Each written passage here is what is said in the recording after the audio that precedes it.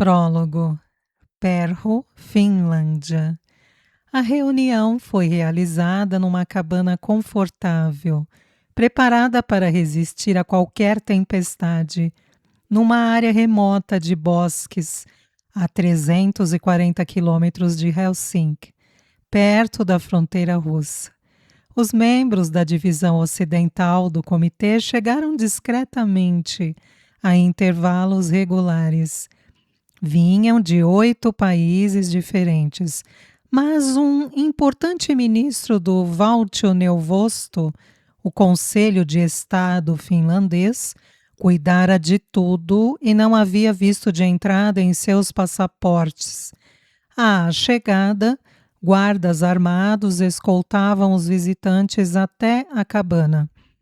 Depois que o último apareceu, a porta da cabana foi trancada e os guardas tomaram suas posições sob o vento uivante de janeiro, alertas a qualquer sinal de intrusos.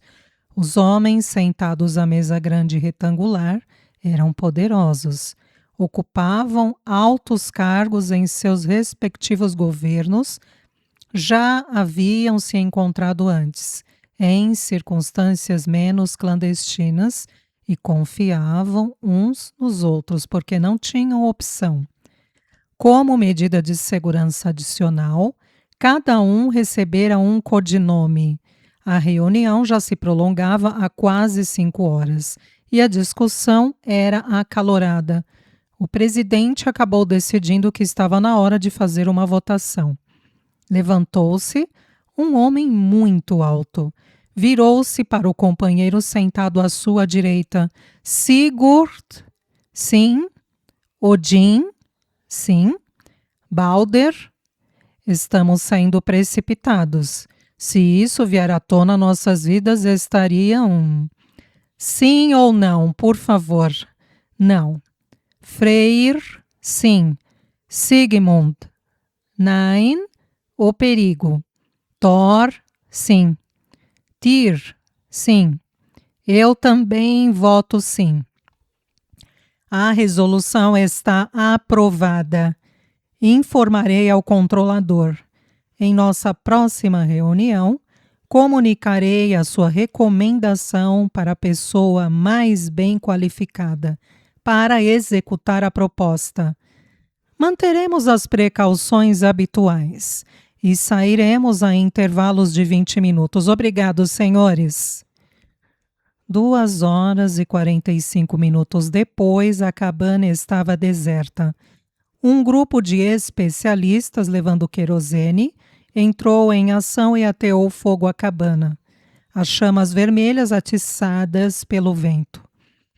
Quando a Paloconta, a brigada de incêndio de Perro, chegou ao local, nada mais restava para se ver, além das brasas fumegantes que destacavam a cabana contra a neve.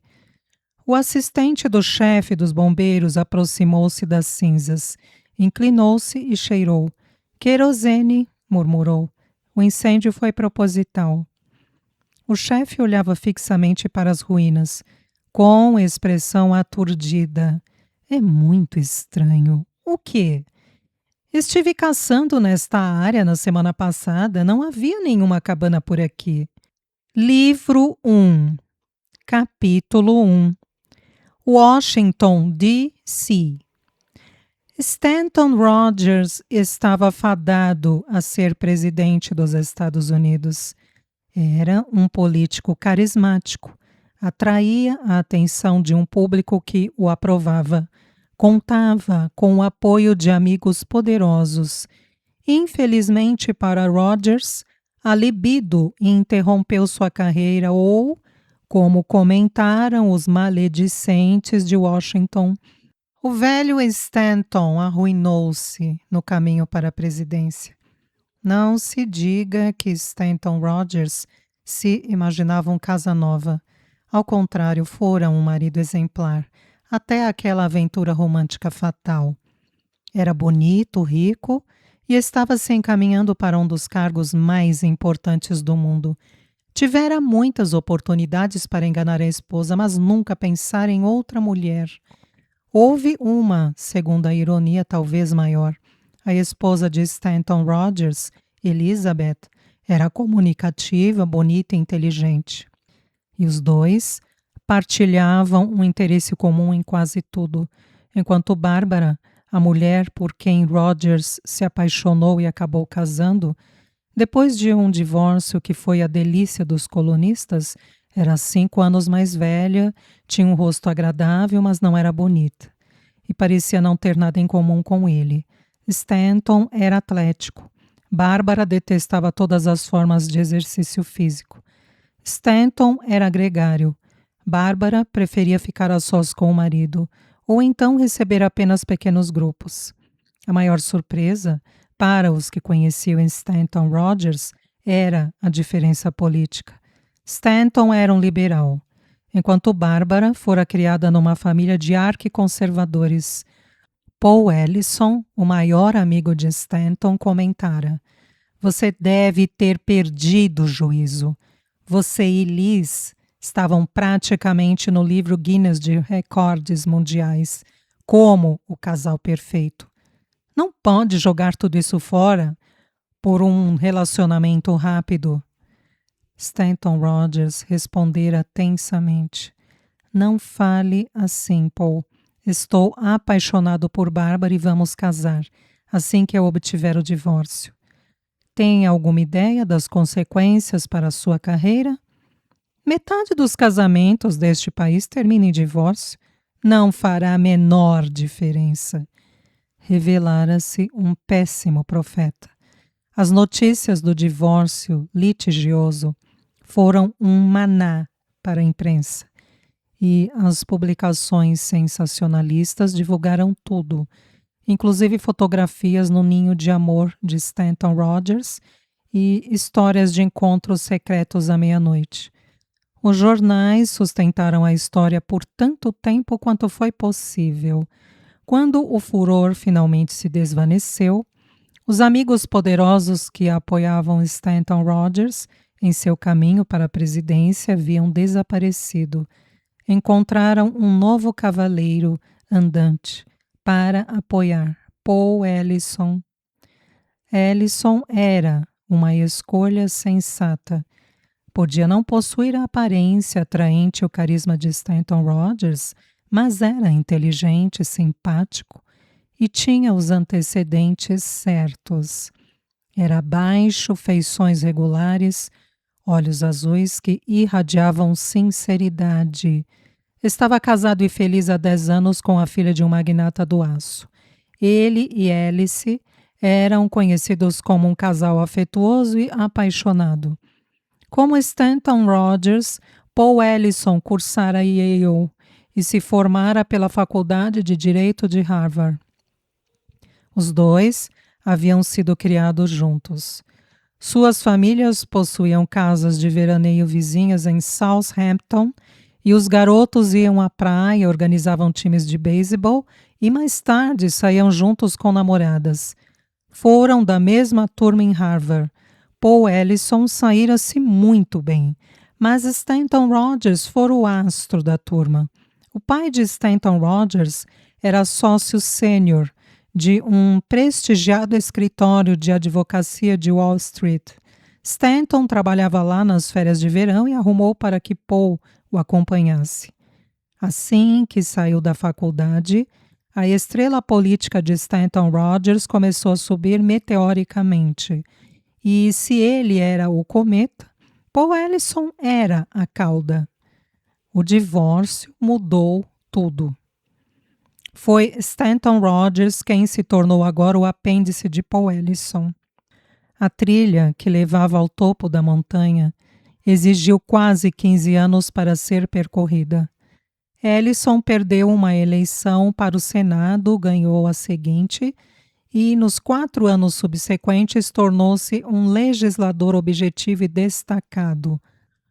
Lutou contra o desperdício no governo e a burocracia de Washington. Era um populista e acreditava na détente internacional. Foi convidado a fazer o discurso de ratificação da candidatura do presidente que concorria à reeleição. Fez um discurso brilhante e arrebatado que impressionou todo mundo. 4 anos depois, Paul Ellison foi eleito presidente dos Estados Unidos. Sua primeira nomeação foi de Stanton Rogers como assessor presidencial para a política externa. A teoria de Marshall McLuhan de que a televisão transformaria o mundo numa aldeia global se tornara realidade. A posse do 42º presidente dos Estados Unidos foi transmitida via satélite para mais de 190 países. No Black Rooster, um ponto de encontro dos jornalistas de Washington, Ben Cohen, um veterano repórter político de The Washington Post, estava sentado a uma mesa em companhia de 4 colegas, assistindo à posse no enorme aparelho de televisão que ficava por cima do balcão. O filho da mãe me custou $50, queixou-se um dos repórteres. Eu bem que avisei para não apostar contra Ellison, disse Ben Cohen. Ele tem magia, devia ter acreditado nisso. A câmera mostrou a enorme multidão concentrada na Pennsylvania Avenue, encolhida em sobretudos contra o gelado frio de janeiro, ouvindo a cerimônia pelos alto-falantes em torno do palanque. Jason Merlin, presidente do Supremo Tribunal dos Estados Unidos, terminou de fazer o juramento. O novo presidente apertou-lhe a mão e adiantou-se para o microfone. Olhem só para aqueles idiotas congelando lá na rua, comentou Ben Cohen. Sabem por que não estão em suas casas, como seres humanos normais assistindo pela televisão? Por quê? Porque um homem está fazendo história, meus amigos. Um dia todas aquelas pessoas contarão a seus filhos e netos que estavam presentes no momento em que Paul Ellison prestou o juramento. E vão se gabar. Fiquei tão perto que poderia até tocá-lo. Você é um cético, Cohen. E me orgulho disso. Todos os políticos do mundo são iguais. Querem tudo o que puderem conseguir. A verdade, meus amigos, é que nosso novo presidente é um liberal e idealista. A combinação é suficiente para deixar qualquer homem inteligente com pesadelos. Minha definição de um liberal é um homem que está com o rabo firmemente assentado em nuvens de algodão. A verdade é que Ben Cohen não era um cético como dava a impressão. Cobrira a carreira de Paul Ellison desde o início. A princípio não ficara impressionado, mas começara a mudar de opinião à medida que Ellison galgava a hierarquia política. Compreendera que se tratava de um homem que não se curvava ante ninguém. Um carvalho numa floresta de salgueiros. Lá fora o céu explodia em lençóis gelados de chuva. Ben Cohen esperava que aquele tempo não fosse um presságio para os 4 anos que vinham pela frente. Tornou a concentrar a atenção no aparelho de televisão. A presidência dos Estados Unidos é uma tocha iluminada pelo povo americano e passada de mão em mão a cada 4 anos. A tocha que foi confiada aos meus cuidados é a arma mais poderosa do mundo. É bastante poderosa para destruir a civilização, como a conhecemos, ou se tornar um farol que iluminará um futuro para nós e para o resto do mundo. A opção é nossa.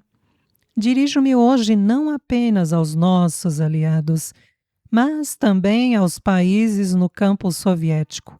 Digo a eles agora, quando nos preparamos para ingressar no século XXI, que não há mais espaço para confrontações e que devemos aprender a fazer com que a expressão um só mundo se torne realidade. Qualquer outro curso só pode criar um holocausto do qual nenhuma nação jamais se recuperará. Sei muito bem que existem vastos abismos entre nós e os países da Cortina de Ferro. Mas a maior prioridade desta administração será construir pontes sólidas através desses abismos. As palavras estavam impregnadas de profunda sinceridade. Ele fala sério, pensou Ben Cohn. Só espero que ninguém assassine o filho da mãe. Em Junction City, Kansas, o tempo era horrível, cinzento e desolado. Nevava tanto que a visibilidade da rodovia 6 era quase zero. Mary Ashley guiava sua caminhonete com toda a cautela pelo meio da estrada, onde os removedores de neve haviam trabalhado. A tempestade faria com que chegasse atrasada para a aula. Avançava devagar, tomando cuidado para não derrapar. A voz do presidente saía pelo rádio do carro. Muitas pessoas no governo e também na iniciativa privada que insistem em que os Estados Unidos devem abrir mais fossos em vez de construírem pontes. Minha resposta é de que não temos mais condições de nos condenarmos ou a nossos filhos a um futuro ameaçado por confrontações globais e guerra nuclear. Mary Ashley pensou. Fico contente por ter votado nele. Paul Ellison vai ser um grande presidente. Pressionou o volante com toda a força, enquanto a neve se tornava um ofuscante turbilhão branco. Em St. Croix, o sol tropical brilhava num céu azul e sem nuvens. Mas Harry Lentz não tinha a menor intenção de sair. Estava se divertindo muito dentro do quarto. Na cama, nu, espremido entre as irmãs Dolly, Lentz tinha a prova empírica de que elas não eram realmente irmãs. Annette era alta, uma morena natural, enquanto Sally, também alta, era uma loura natural. Não que Harry Lentz se importasse que elas fossem irmãs genuínas. O que importava era que as duas eram competentes no que faziam, forçando Lentz a gemer alto de prazer. No outro lado do quarto do motel, a imagem do presidente piscava na tela da televisão. Porque estou convencido de que não existe nenhum problema que não possa ser resolvido com boa vontade sincera dos dois lados. O muro de concreto que cerca Berlim Oriental e as cortinas de ferro em torno dos outros países satélites da União Soviética devem ser derrubados. Sally suspendeu suas atividades o tempo suficiente de perguntar: quer que eu desligue essa droga, meu bem? Deixe ligada, quero ouvir o que ele tem a dizer. Annette levantou a cabeça. Votou nele? Harry Lentz gritou. Ei, vocês duas, voltem ao trabalho. Como todos sabem, há 3 anos depois da morte do presidente Nicolae Ceausescu, a Romênia rompeu as relações diplomáticas com os Estados Unidos. Quero comunicar neste momento que já entramos em contato com o governo da Romênia e seu presidente, Alexandru Ionescu. Ele concordou em restabelecer as relações diplomáticas com o nosso país. A multidão na Pennsylvania Avenue aclamou a comunicação. Harry Lentz sentou na cama tão abruptamente que os dentes de Annette se cravaram em seu... Ai! Gritou Lentz. Já fui circundado. O que você está querendo fazer? Por que se mexeu, meu bem? Lentz não a ouviu. Tinha os olhos grudados no aparelho de televisão. Um dos nossos primeiros atos oficiais será enviar um embaixador para a Romênia, dizia agora o presidente. Isso é apenas o começo. Era o final da tarde em Bucareste. O inverno se tornara inesperadamente brando e as ruas do antigo mercado estavam apinhadas de cidadãos, entrando em filas para fazer compras, aproveitando o imprevisto calor. Alexandros Ionescu, presidente da Romênia, estava sentado em seu gabinete em Pelis, o velho palácio na Calea Victoriei, cercado por meia dúzia de assessores, escutando a transmissão por um rádio de ondas curtas. Não tenho a intenção de parar por aí, dizia o presidente americano. A Albânia rompeu relações diplomáticas com os Estados Unidos em 1946. Pretendo restabelecer as ligações. Além disso, quero reforçar nossas relações diplomáticas com a Bulgária, Tchecoslováquia e Alemanha Oriental. Aplausos e aclamações soaram através do rádio. Enviar nosso embaixador para a Romênia é o princípio de um movimento mundial de povo para povo. Jamais nos esqueçamos de que toda a humanidade partilha uma origem comum, problemas comuns e um destino final comum. Vamos nos lembrar que os problemas que partilhamos são maiores do que os problemas que nos dividem, e o que nos divide foi criado por nós mesmos. Numa vila fortemente guardada em Neuilly, um subúrbio de Paris, o líder revolucionário romeno, Marin Groza, assistia ao presidente dos Estados Unidos pelo Chaîne 2 Television. Prometo agora que farei o melhor que puder e pedirei o melhor de outros. Os aplausos se prolongaram por 5 minutos. Marin Groza comentou pensativo: acho que o nosso momento chegou, Lev. Ele fala sério. Lev Pasternak, seu chefe de segurança, respondeu: essa atitude não vai ajudar Ionesco? Marin Groza sacudiu a cabeça. Ionesco é um tirano e ao final nada o ajudará. Mas preciso ter muito cuidado com a escolha do momento certo. Fracassei quando tentei derrubar Ceausescu. Não posso fracassar de novo. Pete Connors não estava bêbado, ou, pelo menos, não tão bêbado quanto tensionava ficar.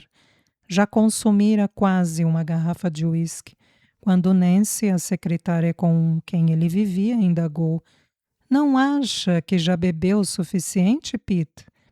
Ele sorriu e esbofeteou-a. Nosso presidente está falando.